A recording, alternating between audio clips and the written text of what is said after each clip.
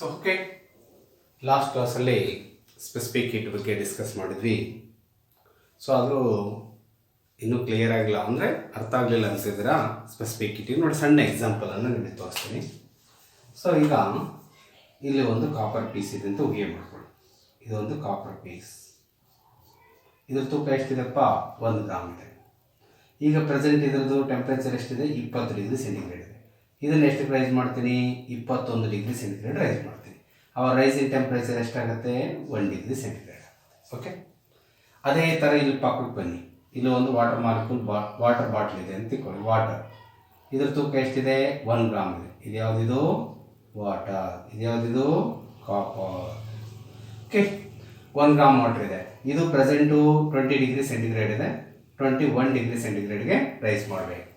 So ಆವಾಗ ಇದಕ್ಕೆ automatically ಏನು ಮಾಡಬೇಕು, ಹೀಟ್ ಕೊಡಬೇಕು. ಸೊ ಈಗ ನೋಡಿ ಕಾಪರು 1 ಗ್ರಾಮ್ ಕಾಪರ್ ಇದೆ, 1 ಡಿಗ್ರಿ ರೈಸ್ ಮಾಡಬೇಕು. ಅದಕ್ಕೆ ಎಷ್ಟು ಹೀಟ್ ಕೊಡ್ತೀರಾ? ಅದಕ್ಕೆಷ್ಟು? ಸಪೋಸ್ ಒಂದು 100 ಕ್ಯಾಲರೀಸ್ ಕೊಟ್ರಿ ಅಂತ ತಿಳ್ಕೊಳ್ಳಿ, ಊಹೆ ಮಾಡ್ಕೊಳ್ಳಿ. ಎಷ್ಟು ಕ್ಯಾಲರಿ ಕೊಟ್ರಿ 100 ಕ್ಯಾಲರೀಸ್. ಅದೇ ಥರ ವಾಟ್ರಿಗೆ ಬನ್ನಿ. ಸೊ ಇದು 1 ಗ್ರಾಮ್ ಆಫ್ ವಾಟರ್ ಇದೆ, 20ಇಂದ 21 ಡಿಗ್ರಿ ಸೆಂಟಿಗ್ರೇಡ್ ರೈಸ್ ಮಾಡಬೇಕು. ಆವಾಗ ಇದಕ್ಕೆ ಎಷ್ಟು ಹೀಟ್ ಕೊಡ್ತೀರಾ? 1000 ಕ್ಯಾಲರೀಸ್ ಹೀಟ್ ಕೊಟ್ರಿ ಅಂತ ತಿಳ್ಕೊಳ್ಳಿ.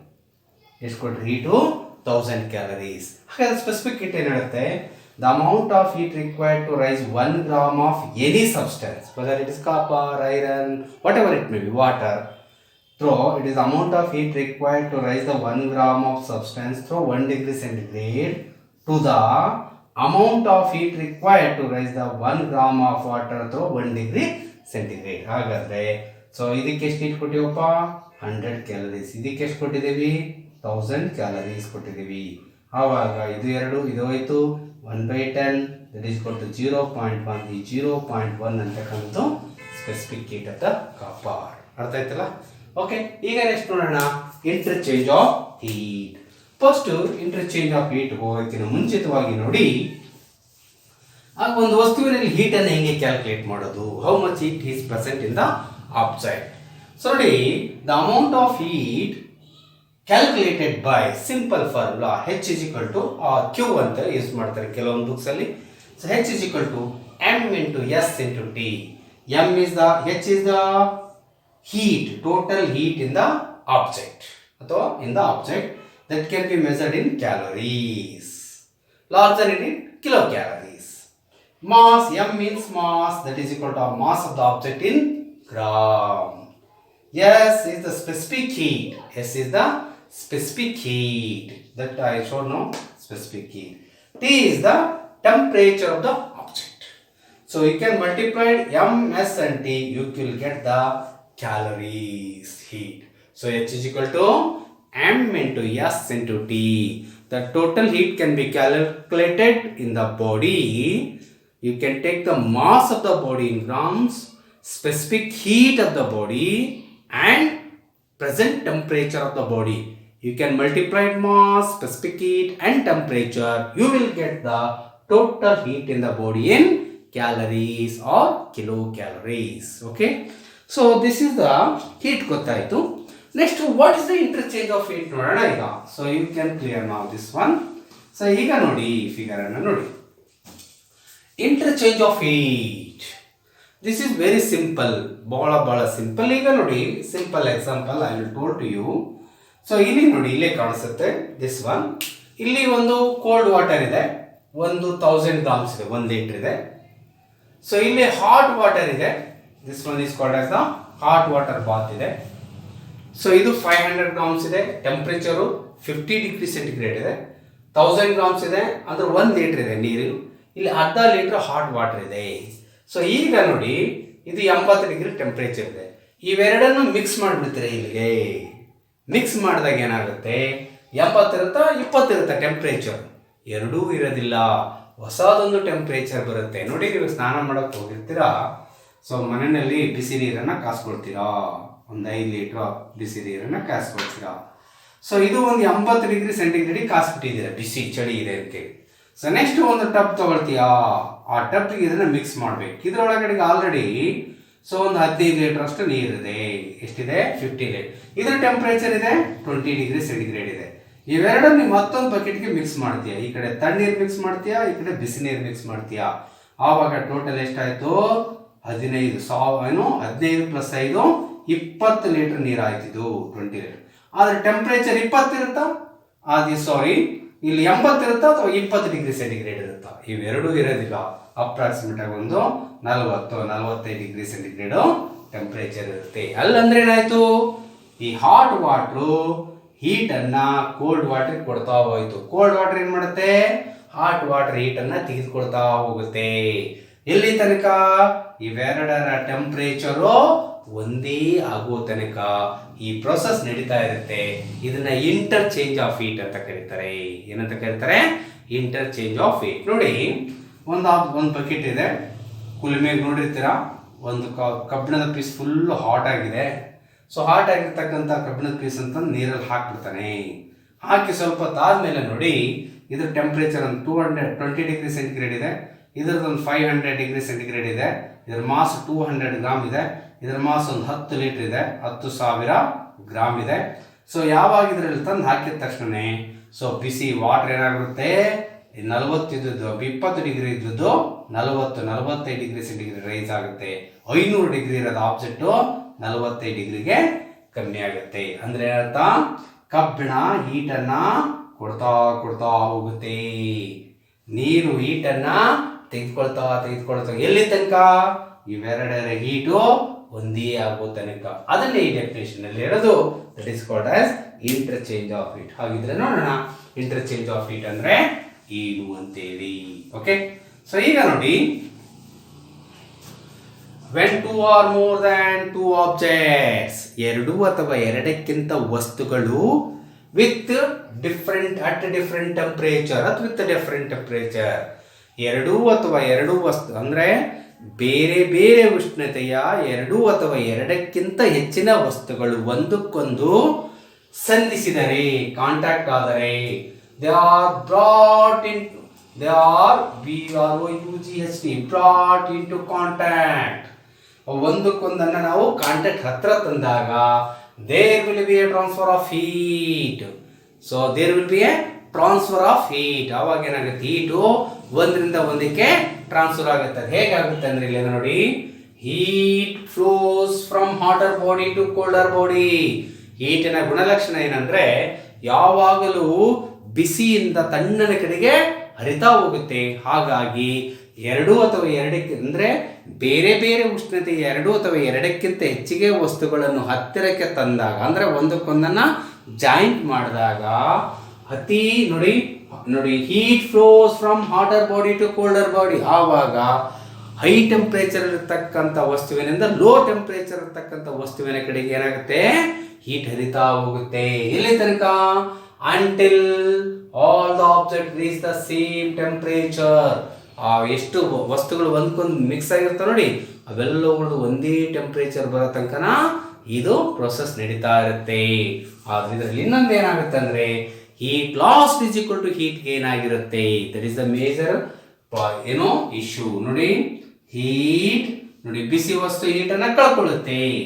Heat loss is equal to heat gain. GAINED. Heat loss is equal to heat gain. ಬಿಸಿ ವಸ್ತು ಹೀಟನ್ನು ಕಳ್ಕೊಳ್ಳುತ್ತೆ, ತಣ್ಣಗಿರತಕ್ಕಂಥ ವಸ್ತು ಹೀಟನ್ನು ಏನು ಮಾಡ್ಕೊಳ್ಳುತ್ತೆ? ತನ್ನ ಕಡೆಗೆ ಎಳ್ಕೊಳ್ಳುತ್ತೆ. Heat loss is equal to heat gain. ನೋಡಿ ಗೊತ್ತಾಯ್ತಾ? ಎರಡು ಅಥವಾ ಅಂದ್ರೆ ಬೇರೆ ಬೇರೆ ಉಷ್ಣತೆಯ ಎರಡು ಅಥವಾ ಎರಡಕ್ಕಿಂತ ಹೆಚ್ಚಿಗೆ ವಸ್ತುಗಳು ಒಂದಕ್ಕೊಂದು ಮಿಕ್ಸ್ ಆದಾಗ ಅಥವಾ ಒಂದಕ್ಕೊಂದು ಕಾಂಟ್ಯಾಕ್ಟ್ ಬಂದಾಗ ಸೊ ಬಿಸಿಯಾಗಿರ್ತಕ್ಕಂಥ ವಸ್ತುವಿನ ಹೀಟು ತಣ್ಣಗಿರ್ತಕ್ಕಂಥ ವಸ್ತುವಿನ ಕಡೆಗೆ ಹರಿತೈತಿ. ಎಲ್ಲಿ ತನಕ ಹರಿತೈತಿ? ಅವೆಲ್ಲರ ನಡುವಿನ ಟೆಂಪರೇಚರು ಒಂದೇ ಆಗೋ ತನಕನೂ ಹರಿಯುತ್ತೆ. ಓಕೆ, ನೋಡೋಣ. when two or more objects at different temperature, when two or more objects of different temperature are brought into contact, there will be a transfer of heat until the object reaches the same temperature, because heat flows from hotter body to colder body. So that is heat loss is equal to heat gain, ಅಥವಾ heat gain is equal to heat loss. ಯಾವ ವಸ್ತು heat ಕಳ್ಕೊಳ್ಳುತ್ತಲ್ಲ ಅಷ್ಟೇ heat ಅನ್ನು ಅದು gain ಮಾಡುತ್ತೆ. ಅಲ್ಲಿ loss ಅಂತಕ್ಕಂಥದ್ದು ಅಂದ್ರೆ ಇಲ್ಲಿ ಎಷ್ಟು ಕಳ್ಕೊಳ್ಳುತ್ತೋ ಅದು ಅಷ್ಟು ಗೇನ್ ಮಾಡುತ್ತೆ, ಹೀಟ್ ಎಷ್ಟು ಕಳ್ಕೊಳ್ಳುತ್ತೋ ಅದು ಹೀಟ್ ಅನ್ನು ಅಷ್ಟು ಗೇನ್ ಮಾಡುತ್ತೆ. ಸೊ ನೆಕ್ಸ್ಟ್ ಬನ್ನಿ, ಸೊ ಇಲ್ಲಿ ನಿಮಗೆ ಫಿಗರ್ಸ್ ಅನ್ನ ತೋರಿಸಿದ್ದೀನಿ. ಸೊ ಈಗ 1 by 1 ಅದನ್ನ ನೋಡ್ತಾ ಹೋಗೋಣ. ಸೊ ನೆಕ್ಸ್ಟು, ಸೊ ನೋಡಿ ಇಂಟರ್ಚೇಂಜ್ ಆಫ್ ಹೀಟ್ ಹೇಗಾಗುತ್ತೆ, 3 ಸ್ಟೇಜಲ್ಲಿ ಆಗುತ್ತೆ. ಇಂಟರ್ಚೇಂಜ್ ಆಫ್ ಹೀಟ್ ಎಷ್ಟು ಸ್ಟೇಜಲ್ಲಿ ಆಗುತ್ತೆ? 3. ಫಸ್ಟ್ ಸ್ಟೇಜಲ್ಲಿ ನೋಡಿ ಇಲ್ಲಿ ಕೋಲ್ಡ್ ವಾಟರ್ ಇದೆ, ಸೊ ಎರಡನೇದು ಹಾಟ್ ವಾಟರ್ ಇದೆ. Okay, air is the cold water. Simple example ಕೊಟ್ಟಿದೆ ನೋಡಿ, ಇಲ್ಲಿ ಇದರ ಮಾಸ್ ಬಂದು 1 ಲೀಟರ್ ಇದೆ ಕೋಲ್ಡ್ ವಾಟರ್, ಅಂದರೆ 1000 ಗ್ರಾಮ್ ಇದೆ. ಇದರ ಟೆಂಪರೇಚರ್ 20 ಡಿಗ್ರಿ ಸೆಂಟಿಗ್ರೇಡ್ ಇದೆ. ನೀರಿನ ಸ್ಪೆಸಿಫಿಕ್ ಹೀಟ್ ಆಲ್ರೆಡಿ ಹೇಳಿದ್ದೀನಿ, ಯಾವಾಗಲೂ 1 ಇರುತ್ತೆ. ಅದೇ ಥರ ಈ ಕಡೆ ಬನ್ನಿ, ಹಾಟ್ ವಾಟರ್ ಇದೆ, ಅದರ ಅರ್ಧ ಲೀಟರ್ ಇದೆ ನೀರು, 500 ಗ್ರಾಮ್ಸ್ ಇದೆ. ಅದರ ಟೆಂಪರೇಚರ್ ಎಷ್ಟಿದೆ? 80 ಡಿಗ್ರಿ ಸೆಂಟಿಗ್ರೇಡ್ ಇದೆ. ಹಾಗಾದ್ರೆ ಸ್ಪೆಸಿಫಿಕ್ ಹೀಟ್ ಎಷ್ಟಿದೆ? 1 ಇದೆ. ಇವೆರಡನ್ನು ಮಿಕ್ಸ್ ಮಾಡ್ತೀವಿ. ಈಗ ಇಲ್ಲಿ ಮಿಕ್ಸ್ ಆದಾಗ ಎಷ್ಟು ಬರುತ್ತೆ ವಾಟರ್ ಕ್ವಾಂಟಿಟಿ? 1500 ಗ್ರಾಮ್ಸ್, ಅಂದ್ರೆ 1.5 ಲೀಟರ್ ನೀರು ಬಂತು. ಆವಾಗ ಇದು ಸ್ಪೆಸಿಫಿಕ್ ಹೀಟ್ ನೋಡಿ, ಇದು ವಾಟರ್, ಹಾಗಾಗಿ ಇದು ಸ್ಪೆಸಿಫಿಕ್ ಹೀಟ್ ಎಷ್ಟಿರುತ್ತೆ? 1 ಇರುತ್ತೆ. ಆದರೆ ಟೆಂಪರೇಚರ್ ಮಾತ್ರ 80 ಇರಲ್ಲ, 20 ಇರೋದಿಲ್ಲ. ಹಾಗಾದ್ರೆ ಎಷ್ಟಿರುತ್ತೆ? ಜನರಲ್ ಆಗಿ 80 ಡಿಗ್ರಿ ಸೆಂಟಿಗ್ರೇಡ್ ಆಗುತ್ತೆ. ಅಂದ್ರೆ ಏನಾಗುತ್ತೆ? ಇದು ಹೀಟನ್ನು ಕೊಡ್ತಾ ಹೋಗುತ್ತೆ, ಇದು ಹೀಟನ್ನ ಏನ್ ಮಾಡುತ್ತೆ? ಇದು ಹೀಟನ್ನು ಕೊಡ್ತಾ ಹೋಗುತ್ತೆ, ಇದು ಹೀಟನ್ನು ಏನ್ ಮಾಡುತ್ತೆ? ಇದು ಕೊಡ್ತಾ ಹೋಗುತ್ತೆ, ಇದು ಗೇನ್ ಮಾಡ್ತಾ ಹೋಗುತ್ತೆ. ಎಲ್ಲಿ ತನಕ? 40 ಡಿಗ್ರಿ ಟೆಂಪರೇಚರು ರೀಚ್ ಆಗೋ ತನಕ. ಓಕೆ, ಅರ್ಥ ಆಯ್ತಲ್ಲ ಈಗ? ಸೊ ಅದನ್ನ ನಾವೇನ್ ಮಾಡ್ತೀವಿ? ಇದು example. Let us consider a body of mass m1 and having a specific heat S1 with a temperature T1. So another hot body of mass M2 and its temperature is T2. Its specific heat is S2.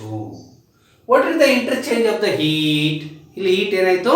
Interchange of the heat ಆಯ್ತು. So ಅದು ಎಷ್ಟಾಯ್ತು? So ಈಗ ನೋಡಿ, M1 ಇಲ್ಲಿದೆ, M2 ಇಲ್ಲಿದೆ. ಆದರೆ so ನೋಡಿ ಇವೆರಡು M1 M2. ಸೊ ಇದು ಹೀಟನ್ನು ಏನ್ ಮಾಡುತ್ತೆ? ಗೇನ್ ಮಾಡುತ್ತೆ. ಎಷ್ಟು ಗೇನ್ ಮಾಡ್ತು? That is important. ಈಗ ಸೊ ಇದು ಹೀಟನ್ನು ಗೇನ್ ಮಾಡ್ತು, ಇದೇನ್ ಮಾಡ್ತು? ಹೀಟನ್ನಲ್ಲ, ಎಷ್ಟು ಲಾಸ್ ಮಾಡ್ಕೊಳ್ತು? ಸೊ ಈಗ ನೋಡೋಣ. ಸೊ ಈ ಫಸ್ಟ್ ಇದರಲ್ಲಿ ಹೀಟ್ ಎಷ್ಟು ಗೇನ್ ಮಾಡ್ತು ಅಂತ ಯಾವಾಗ ಕಂಡುಹಿಡಿತೀವಿ ಅಂದ್ರೆ, ಸೊ ನೋಡಿ ಈಗ M1 1000 ಗ್ರಾಮ್ಸ್ ಅಷ್ಟೇ ಇರುತ್ತೆ, ಸ್ಪೆಸಿಫಿಕ್ ಹೀಟು ಅಷ್ಟೇ ಇರುತ್ತೆ. ಆದರೆ ಟೆಂಪರೇಚರ್ ಇದು 20 ಇರೋದಿಲ್ಲ, ಎಷ್ಟಿರುತ್ತೆ? 40 ಡಿಗ್ರಿ ಇರುತ್ತೆ. ಅಂದ್ರೆ ಎಷ್ಟು ಗೇನ್ ಮಾಡ್ತಿದ್ದು? 40 ಮೈನಸ್ 20. ಆವಾಗ ನೀವು ಇದರಲ್ಲಿ ಹೀಟ್ ಎಷ್ಟು ಗೇನ್ ಆಗಿದೆ ಅಂದ್ರೆ ಇದು ಒಂದು ಬಾಡಿನಲ್ಲಿ. ಸೊ ಆವಾಗ M1 S1 ಕರೆಕ್ಟಾ? M1 S1 ಟೆಂಪರೇಚರ್ ಎಷ್ಟಿದೆ ಈಗ? ಸೊ ನೋಡಿ, ಮೊದಲು ನೋಡಿ, ಫಸ್ಟ್ ಸ್ಟಾರ್ಟಿಂಗ್ ಟೆಂಪರೇಚರ್ ನೋಡಿ, ಇದರಲ್ಲಿ ಎಷ್ಟಿತ್ತು? M1 S1 T1 ಇತ್ತು, ಕರೆಕ್ಟಾ? ಸೊ ಆದರೆ ಮಾಸ್ ಮಾತ್ರ ಚೇಂಜ್ ಆಗಲ್ಲ. M1 ಹಾಗೆ ಇರುತ್ತೆ, S1 ಹಾಗೆ ಇರುತ್ತೆ. ಆದರೆ T1 ಬದಲು ಟೆಂಪರೇಚರ್ ಎಷ್ಟಾಗಿದೆ? T3 ಆಗಿದೆ. ಹಾಗಾದ್ರೆ ಹೆಚ್ಚಿಗೆ ಆಗಿದೆ, ಕಮ್ಮಿ ಆಗಿದೆ? ಹೆಚ್ಚಿಗೆ ಆಗಿದೆ. ಆವಾಗ ನೀವೇನ್ ಮಾಡಬೇಕು? M1 S1 T3 minus M1 S1 T1. ಎರಡರಲ್ಲೂ ಕಾಮನ್ ಏನಿದೆ ನೋಡಿ? M1 S1 ಕಾಮನ್ ಇದೆ. ಉಳಿದದ್ದೇನು? T3 minus T1 is the heat gained by the object.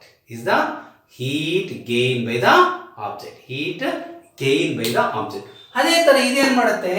ಹೀಟನ್ನ loss ಮಾಡ್ಕೊಳ್ಳುತ್ತೆ. ಏನ್ ಮಾಡುತ್ತೆ? ಹೀಟನ್ನ ಲಾಸ್ ಮಾಡ್ಕೊಳ್ಳುತ್ತೆ. ಸೊ ಈಗ ನೋಡಿ, ಹೀಟನ್ನ ಎಷ್ಟು ಲಾಸ್ ಮಾಡ್ಕೊಳ್ತು ನೋಡಿ. ಈಗ ಇದರ ಮಾಸು ಅಷ್ಟೇ ಇರುತ್ತೆ, ಎಷ್ಟಿದೆ? M2, ಕರೆಕ್ಟಾ? ಆದ್ರೆ S2 ಏನಿರುತ್ತೆ? ಸೇಮ್ ಇರುತ್ತೆ. ಆದ್ರೆ ಮೊದಲಿದ್ದದ್ದು ಟೆಂಪರೇಚರ್ ಎಷ್ಟಪ್ಪ? T2. ಮೊದಲಿದ್ದದ್ದು T2 80 degree. ಸೊ ಈಗ ಇದ್ರದ್ದು ಮಾಸ್ ಎಷ್ಟಿದೆ? M2. S2 ಏನೋ ಚೇಂಜ್ ಆಗುತ್ತಾ? ಅದು ಆಗಲ್ಲ. ಇದ್ರದ್ದು ಹೇಳೋದು, ಇದು ಬಿಟ್ಬಿಡಿ ಇದು. ಆದ್ರೆ ಟೆಂಪರೇಚರ್ 80 ಈಗ ಎಷ್ಟಾಗಿದೆ? 40 ಆಗಿದೆ. ಅಂದ್ರೆ ಏನಾಗಿದೆ? ಇದು T3 ಇದೆ. ಏನಿದೆ? T3. M2 same, S2 same. ಆವಾಗ ಸೊ m2 ಎಷ್ಟು ಕಾಮನ್ ತೆಗೆದ್ರೆ ಉಳಿದದ್ದೇನು T2 ಮೈನಸ್ T3. ಇದೇನಿದು ಹೀಟ್ ಲಾಸ್. ಇದೇನಿದು ಹೀಟ್ ಲಾಸ್. ಇದೇನಿದು heat gain. Heat loss is equal to heat gain. Okay, derive ಮಾಡೋಣ ಈಗ. ಸೊ ಭಾಳ ಸಿಂಪಲ್. ನೋಡೋಣ ಈಗ ನೆಕ್ಸ್ಟ್ ಹೋಗೋಣ. ಸೊ ಇದು ಅಳಿಸ್ಲ ಈಗ. So next heat loss is equal to heat gain. So ಇದನ್ನ 1 by 1 ನೋಡ್ತಾ ಹೋಗೋಣ. ಈ ಫಿಗರ್ಸ್ ಭಾಳ ಇಂಪಾರ್ಟೆಂಟು. ನೋಡೋಣ ಈಗ. So let us consider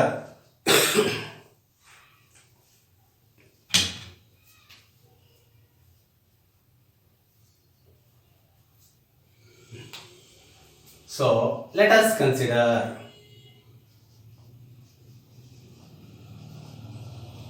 a body of mass m1 and having a mass m1, specific heat S1 and its temperature T.